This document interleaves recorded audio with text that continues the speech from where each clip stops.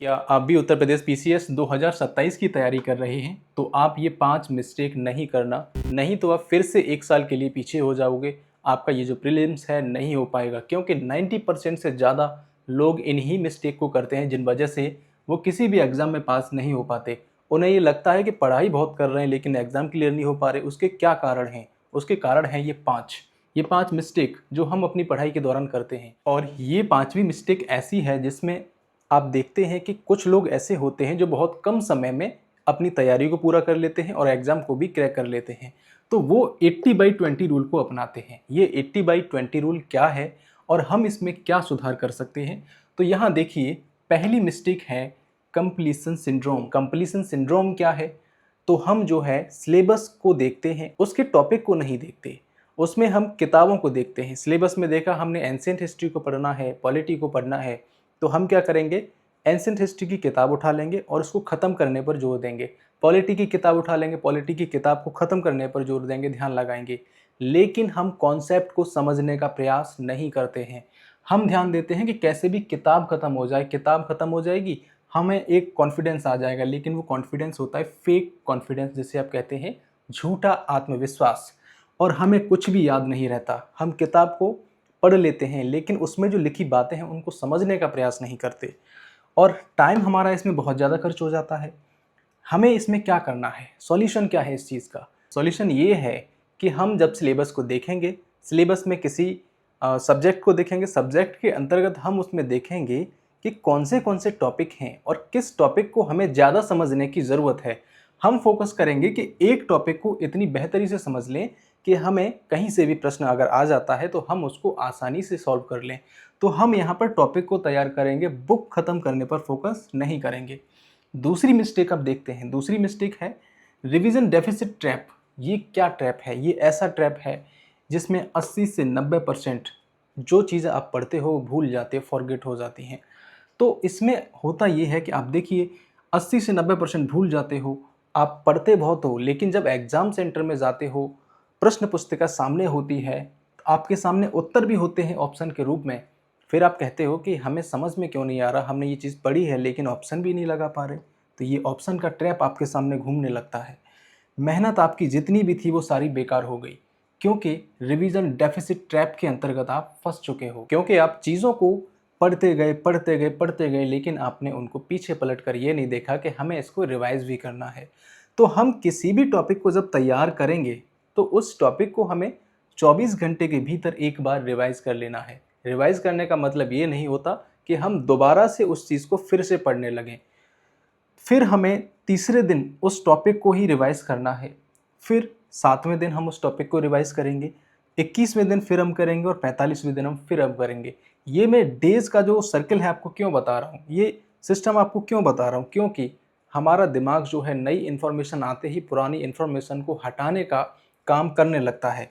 तो जब तक दिमाग उस पुरानी इन्फॉर्मेशन को हटाए जो आपने पढ़ा है, उससे पहले ही आप उससे कह दो कि लो, हम आपको एक और बार वही इन्फॉर्मेशन फिर से बता दे रहे हैं जिससे कि आप भूल ना पाओ। तो ये टोटल 45 डेज़ का ये साइकिल है जिसे आपको मेंटेन करना है अपने प्रत्येक सब्जेक्ट में और प्रत्येक टॉपिक में जो आप तैयार कर रहे हो। ये तीसरा सिंड्रोम क्या है? Resource hoarding syndrome. इसमें क्या होता है कि हम जो है रिसोर्स को इकट्ठा करने पर जुट जाते हैं। हम एक ही सब्जेक्ट की तमाम किताबें जुटा लेते हैं, 4-4 किताबें एक ही चीज़ की जुटा लेते हैं, उनको पढ़ते हैं और ये सोचते हैं कि जितना अधिक डीप पढ़ेंगे, प्रश्न कहीं से भी आ जाएगा, हम उसको सॉल्व कर लेंगे। लेकिन ये आपका सबसे बड़ा भ्रम है। सबसे बड़ा भ्रम ये है कि आप जो है फिर होने लगते हो कन्फ्यूज़।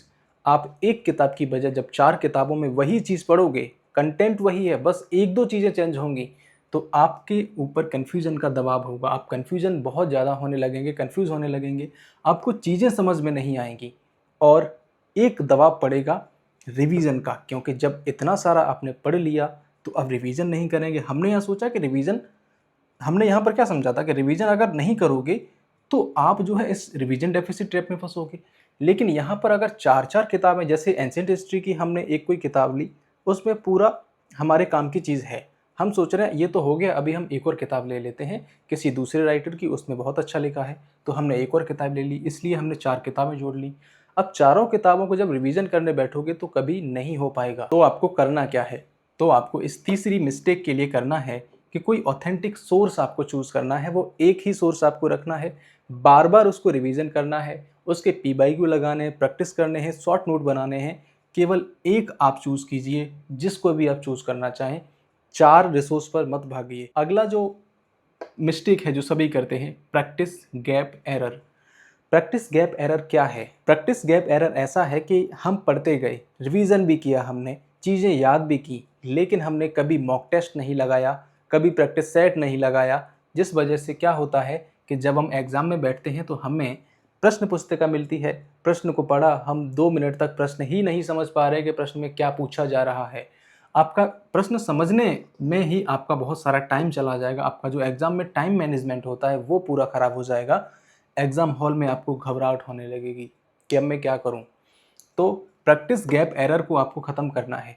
आप किसी भी टॉपिक को पढ़ो, उस टॉपिक के 10 से 15 एमसीक्यू या पी बाई क्यू आपको ज़रूर लगाने हैं। अगर नहीं है तो तमाम ऐसे एआई बने हुए हैं आजकल कि आप टॉपिक का नाम लिखो, उस टॉपिक के बहुत सारे एमसीक्यू बना सकता है वो, तो आप ऐसा कर सकते हैं, या फिर किसी की टेक्स्ट बुक या फिर किसी अदर प्लेटफॉर्म से जाकर टेस्ट सीरीज लिख सकते हैं। पांचवी मिस्टेक ऐसी मिस्टेक है जो हर कोई करता है, और कौन नहीं करता? जो व्यक्ति बहुत कम समय में एग्ज़ाम निकाल लेता है, जो बहुत कम समय में अपना सिलेबस कंप्लीट करके अपने एग्ज़ाम को पा लेता है, तो वो व्यक्ति वर्क करते हैं 80/20 रूल को फॉलो करते हैं वो लोग। हम लोग ये चीज़ फॉलो नहीं करते। 80/20 रूल है क्या? 80/20 रूल ये है कि आपका सिलेबस अपने आप में 100% है, और सिलेबस के 20% से या 15% से ही हमारे एग्ज़ाम में जो पेपर होता है, जो हमें मिलती है प्रश्न पुस्तिका, उसमें सिलेबस का 15 से 20% ही आता है। और ये जो 15 से 20% है, हम उस पर वर्क ही नहीं करते। हम किताब पढ़ते हैं 80% के लिए, जो कि आना नहीं है एग्ज़ाम में। हम हार्डवर्क बहुत करते हैं, मार्क्स कम आ रहे हैं फिर भी, इम्पोर्टेंट टॉपिक स्किप हो रहे हैं, और तैयारी हमारी पूरी ही नहीं हो पा रही, क्योंकि हम 80/20 रूल को देख ही नहीं पा रहे हैं। हमें फोकस क्या करना है? हमें फोकस करना है कि 20% के लिए हम अधिक से अधिक पढ़ाई करें, अधिक से अधिक प्रैक्टिस करें। अब आप कहोगे कि ये कैसा मजाक है कि जब हमको ये पता ही चल जाएगा कि 20% जो है क्या है, कहाँ से प्रश्न आने वाले हैं, तो हर व्यक्ति पास हो जाएगा। तो यहाँ देखिए, आपसे मैं एक बात कहूँगा कि जो स्टूडेंट 4 से 5,000 क्वेश्चन अटेम्प्ट कर लेगा, या फिर मैं कहूँ कि 10 साल के पुराने पीवाई को उठाकर देख लोगे आप, तो आप किसी भी एग्ज़ाम में इतना ज़रूर समझने लगोगे कि अगला जो प्रश्न बनेगा वो किस टॉपिक से बन सकता है। अगर किसी टॉपिक में पहले उस टॉपिक से प्रश्न आ चुके हैं किसी भी वर्ष में, तो वहाँ आप देखोगे कि अब आगे इस टॉपिक से कैसे प्रश्न बन सकते हैं, किस तरीके से प्रश्न पूछा जा सकता है। तो ये चीज़ आपको समझ आएगी कि पीवाईक्यू लगाने से आप जो है यूपीपीसीएस 2027 की तैयारी कर रहे हो, तो पिछले वर्षों के प्रश्न पत्रों को जरूर लगाइए, जिससे कि आपको जो है अपना सिलेबस कंप्लीट करने के दौरान ये चीज़ समझ में आएगी कि वो 20% वाला हिस्सा कौन सा है जहाँ पर हमें ज़्यादा मेहनत करनी है। पांचवी मिस्टेक जो है आप बिल्कुल मत करना। ये 5 मिस्टेक हैं जो हमें अपनी इस पूरी जर्नी के दौरान नहीं करनी है। आशा करते हैं कि आपको ये सारी चीज़ें समझ में आई होंगी। मैं यूपीपीसीएस 2027 के लिए एक पीवाईक्यू सीरीज चला रहा हूँ, जिसमें हम 10 बजे एक आपको वीडियो देते हैं, जिसमें तकरीबन 15 से 20 पीवाईक्यू पर हम फोकस करते हैं, उनको एनालिसिस करते हैं, प्रैक्टिस करते हैं साथ में मिलकर, और ये भी समझते हैं कि वो 20% वाला हिस्सा कौन सा है जहाँ से अब आगे इसी टॉपिक से क्वेश्चन बन सकते हैं। तो अगर आप वो वीडियो देखना चाहते हैं तो इस चैनल को सब्सक्राइब करके हमसे जुड़ सकते हैं। आपको रोज़ वो वीडियो मिलेगा 10 बजे, मंडे टू सैटरडे आपकी क्लास रहती है, जिसमें आप 15 से 20 मिनट में ये 10 से 15 एमसीक्यू पीवाईक्यू बेस्ड जो हैं आपके अटेम्प्ट कर सकते हो। क्योंकि हमारा फोकस है यूपीपीसीएस 2027 के एग्ज़ाम में अच्छा प्रदर्शन करना, और बहुत अधिक समय नहीं देना है। हम 7 से 8 महीने में इतना कुछ कर लेंगे जिससे कि हमें आगे ज़्यादा पढ़ने की ज़रूरत नहीं होगी, हमें एग्ज़ाम में घबराने की ज़रूरत नहीं होगी, हम ऑप्शन के ट्रैप में नहीं फंसेंगे। तो ये इसमें से लगभग आपकी 80% जो समस्याएं हैं वो आपकी उस क्लास को करने से समाप्त हो जाएंगी। तो उम्मीद है आपको ये सेशन समझ में आया होगा और ये मिस्टेक आप नहीं करेंगे अपनी पूरी तैयारी के दौरान। तो मिलते हैं आपसे किसी अगले वीडियो में किसी नए टॉपिक के साथ में। धन्यवाद।